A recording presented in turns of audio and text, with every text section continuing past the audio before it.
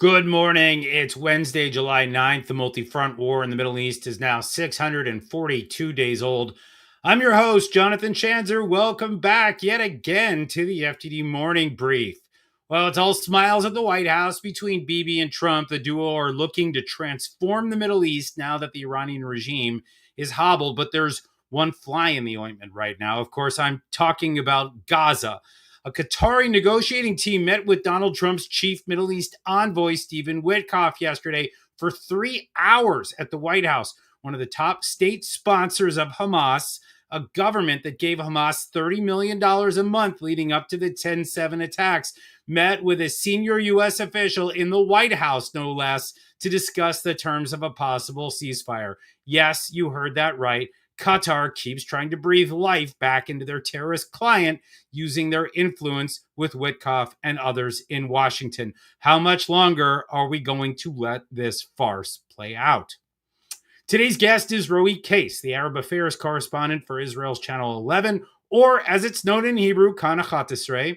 He has the inside scoop on dynamics within the Arab world, including the potential for Israel-Syria normalization, the current state of affairs with Hezbollah, the situation in Gaza, and much more. Stay tuned for that conversation, which is going to come your way in just a few minutes. Naim Qassem, the new Secretary General of Hezbollah, assumed his job last year by a process of elimination. Literally, the original head of the Lebanese terrorist group was killed by Israel, as was his successor, as was his successor's successor. Well, yesterday, Qassem took to the airwaves to try and buck up whoever is still left among the Hezbollah faithful. His speech fell flat, if you ask me. First, Qassem acknowledged that his terrorist group had been compromised by Israeli intelligence. Really? As they say in Arabic, duh, Habibi. Hezbollah's penetration by Israeli intelligence was made abundantly clear by the exploding pagers and walkie-talkies that killed dozens and wounded hundreds of Hezbollah commanders in September of last year. My favorite part of the speech, though, was when Qassem insisted that none of his organization's loyal leadership was flipped by his Israeli intelligence, as if there were more than a handful of Hezbollah's pre-10/7 leaders left living. None of this bull fertilizer should come as a big surprise coming from Naim Qassem. He was literally Hezbollah's chief propagandist before his three predecessors met their 72 virgins. That's 216 virgins in total for those counting at home. So what's next for Naim Qassem? That all depends. Tom Barrack, the new administration ambassador to Syria, seemed to indicate the other day that there was a place for Hezbollah in Lebanon as long as the group disarms.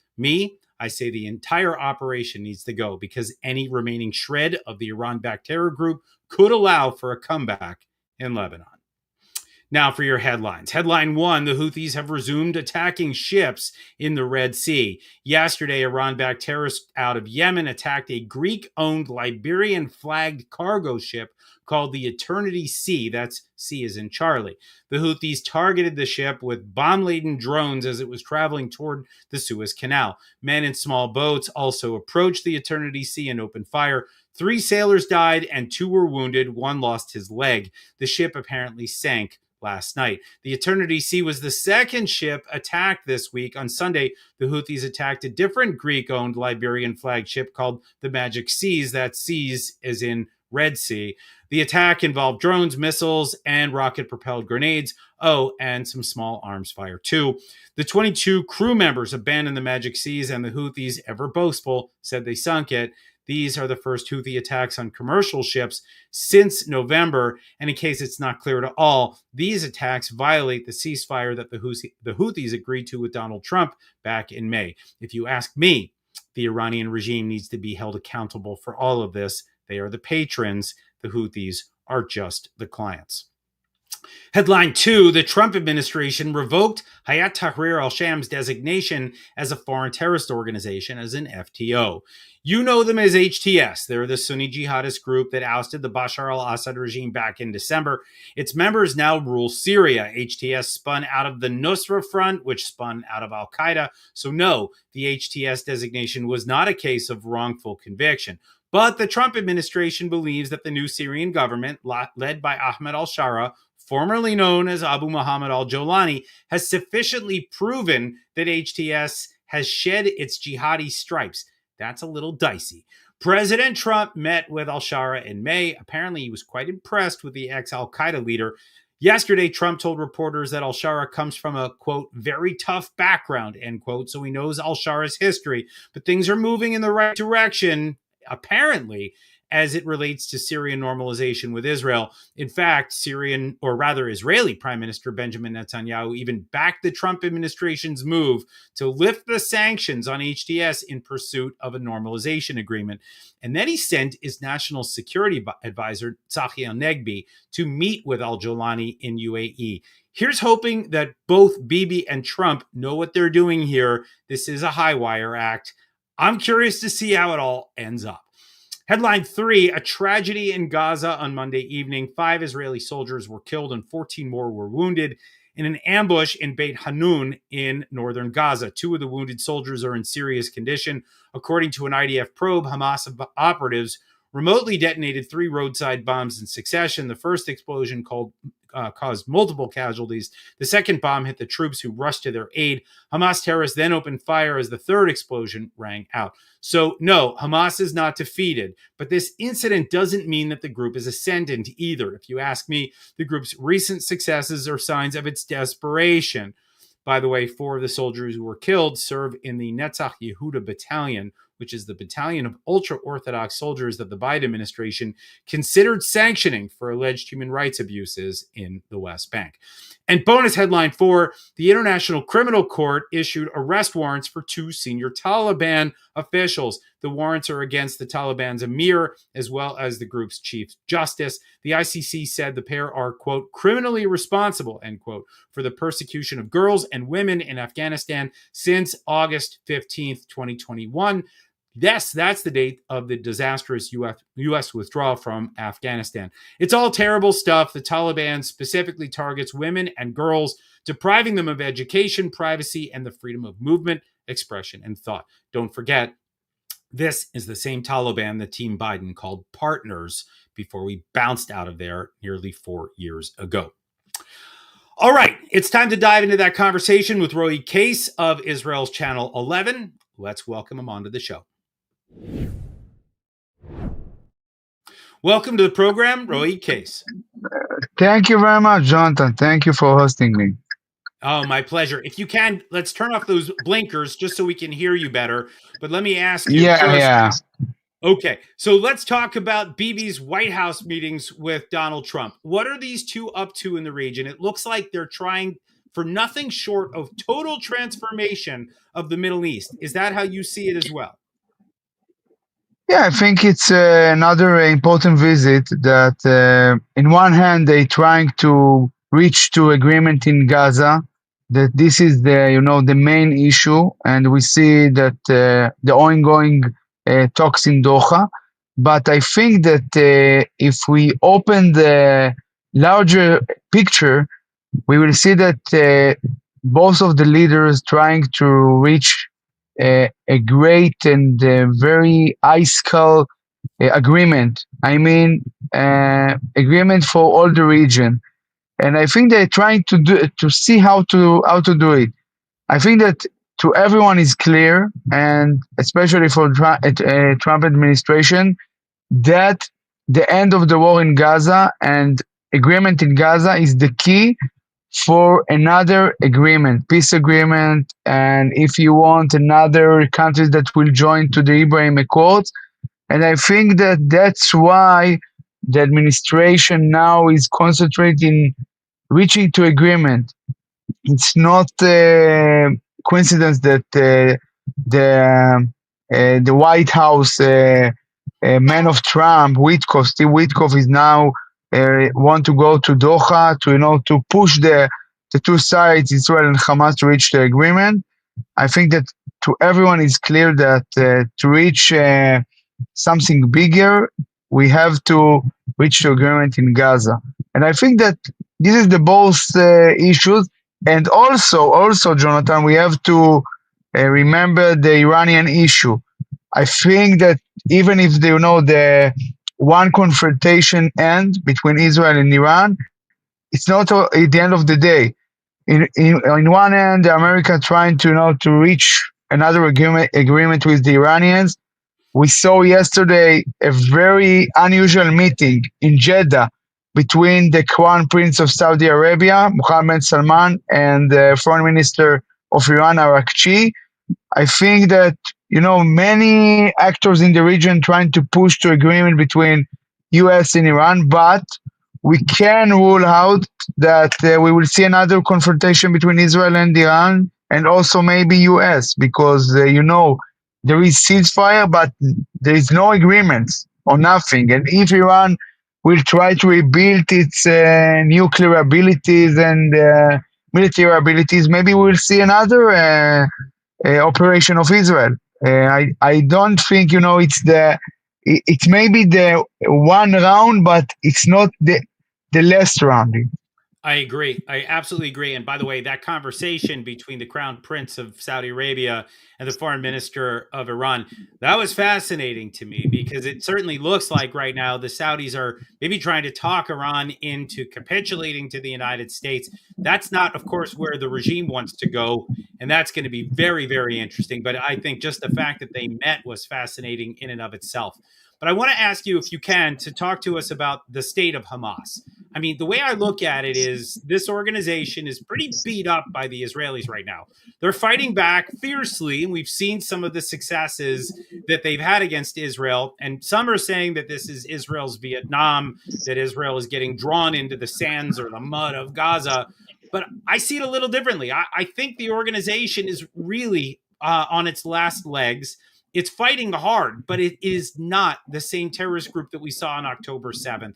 So my question to you, and I know you do a lot of tracking of Hamas, my big question is, can Hamas survive in the Gaza Strip if Israel keeps going? I think, Hamas will survive in a way or another, but I agree with you that it's not Hamas of 7th October. It's Hamas more weaker, without his, main leaders. And I think that Hamas today is trying to survive in the day after of Hamas. It's not coincidence, Jonathan. Hamas, very worried because we see that when Israel took the humanitarian aid from the regular mechanism, and now there is another foundation, American foundation, that doing this. So it's hard. It's raining in Gaza. It's controlling Gaza. I think that Hamas, what he is trying to do now, is trying to see how he will be survive in Gaza in the day after. This is the main mission of Hamas. He know that it can be part of the administration in the day after, but, and this is big but, he's still trying to remain in Gaza with his weapon, even if he will not be part of the civil administration. So I think that now Hamas is in bad situation, and we see also the groups of Abu Shabab and another groups that trying to revoke, and I don't think it's enough. Hamas, we have to understand its ideology, or the mukawama, the resistance ideology, but I think that he is more weaker, and I think what he's trying to do is to see how he's part of the picture, even weaker. And he hoped that maybe in the far future That I think. And also, Jonathan, if we look at the conditions of Hamas in the negotiations, so I mentioned the humanitarian aid, but also the all the issue of the place of the forces of the how to which point the IDF will retreat in Gaza. He's very worried about, for example, the issue of Mora corridor that separate between Khan Yunis and Rafah, and also the remaining of forces in Philadelphia. So he tried to see how to improve his position, but I think he knows if you are leader in Hamas today, Jonathan. I think you understand very good that the situation is not good, and you have to, how I said, to cut the losses in this period of time. Absolutely. And I will say that, yes, the ideology of Hamas continues to live. But I do think that at the end of the day, the organization continues to live primarily because the Qataris are the ones that are advocating for Hamas. They're working right now with the administration to try to improve Hamas's position. For some reason, the Trump administration keeps listening to the Qataris. I find it very frustrating. I think it's the only reason why the Hamas still has even a foothold politically in this conversation. But I guess we'll wait and see what happens between Bibi and Trump and Witkoff and the whole crew. I want to ask you next about Hezbollah. I mean, I saw Yeah. the speech from Naim Qassem the other day. Do you think that this is an organization that's going to transform into a political party, as Ambassador Tom Barrack suggests? Or do you think that it's going to still hold on to its weapons in the same way that I think you're talking about right now with Hamas, that they want to hold on to their That's weapons right. too? They're trying, right? Both organizations have been beaten by the Israelis, and yet they're still trying to just hold on to whatever weapons they can to possibly be able to regroup at a later date. So I think it's related to the previous sense, because as you said, Hezbollah is not weapon, Jonathan. It's not really Hezbollah. This is the issue, and I think that we can talk about that Hezbollah is political party, okay, but we have to be realistic. I don't think you can disarm Hezbollah fully. Okay, it won't be, how I said, completely. You can't. Hezbollah. Oh, by the way, as we talk about Hamas, Hezbollah today is a weaker organization. If we compare previously, before 7th October, I think without Nasrallah, after the Israeli maneuver in South Lebanon, it's weaker, but it's still there. Because why it's still there? Because when you see the Lebanese country, Jonathan, is still weaker. The Lebanese army is still weaker. So the question is, and I think this is the main challenge of Israel, US, and the Gulf countries, how you strange the Lebanese country and continue to cause Hezbollah to be weaker. I think that that's what Israel is trying to do in the recent months. But for your question, I think that Hezbollah is still there. Even, we are laughing, and Naim Qassem, and, is very, how I said, is not the right man in the right place for Hezbollah, okay? But eventually Hezbollah is still there, and I think that it will maneuver many times until we'll see Hezbollah only as political party. I can see that there are important changes in Lebanon, in the dynamic, in the rhetoric of the government, of the president. Also in Lebanon itself, that people don't want any wars again.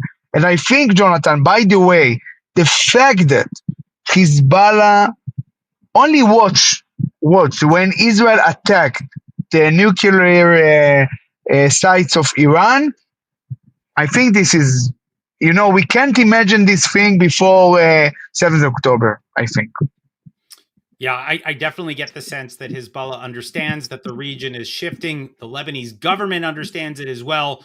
But where we go from here is going to be really interesting. I saw Israel has been attacking, actually, IDF operating inside Lebanon. They took out Hamas operatives in Lebanon. There's still a lot of activity there. And, well, I guess we'll wait and see how that all shakes out. I want to ask you about Syria. It looks like normalization is coming soon. I mean, Tzachi Hanegbi just met with Ahmed al-Shara in the UAE. That I could not have ever imagined before October 7th. So is the transformation of Hayat Tahrir al-Sham, do you think it's real? Do you think that this organization, once al-Qaeda, is now truly about moderation? Is it truly about normalization? Or are they doing this just to survive? First of all, they're doing this to survive because, all the issues in the region are common. I mean, all the issues are related to, okay?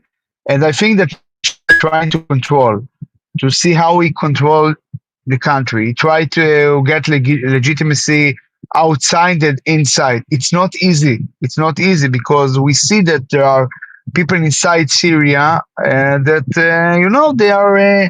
they have doubts. They have doubts, and also here in Israel. So, by the way, as I know, the reports about the meeting between Tzachi Hanegbi and Shara in UAE are not true, but there is dialogue. There is dialogue between the two countries via United. A lot of the mediate between the. In the first phase, it will be a security packet, okay? Because what is important for the Syrian side, it's the how I say that the Israel will not be in South Syria. All the positions that Israel found there after the fall of Assad regime. But I think that in the second phase, yeah, it can cause to normalization lately, but I don't think it's right now, Jonathan. We have to be, I think, very. As I see it, it's very positive, but it will take time. And again, we have to understand that, okay, even if Ahmad Shara wants it, okay, the circle of Ahmad Shara is not less important. What I'm trying to say, that the problem in Syria today, that even if Ahmad Shah wants something, his counterparts, and even now is HTI is not a terror organization. Maybe they will take the how I say the conservative side, and I what I'm trying to say, that there are a lot of components to Ahmad Shara in Syria. A lot of people that trying, to wait him to the moment to that will fall. The Iranians, Hezbollah, ISIS, and also I think in his circle there are people that say, "Well, how you go to peace or maybe a reconciliation with Israel?" There are a lot of challenges. They want to miss.